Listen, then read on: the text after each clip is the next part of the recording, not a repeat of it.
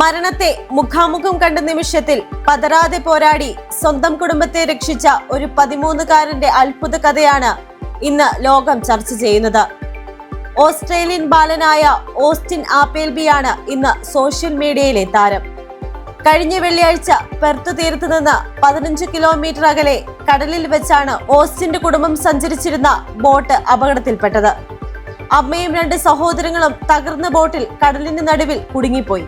സഹായത്തിനായി ആരെങ്കിലും വരുമെന്ന് കാത്തു നിൽക്കാതെ രക്ഷാപ്രവർത്തകരെ വിവരമറിയിക്കാൻ ആ 13-കാരൻ കടലിലേക്ക് ചാടി.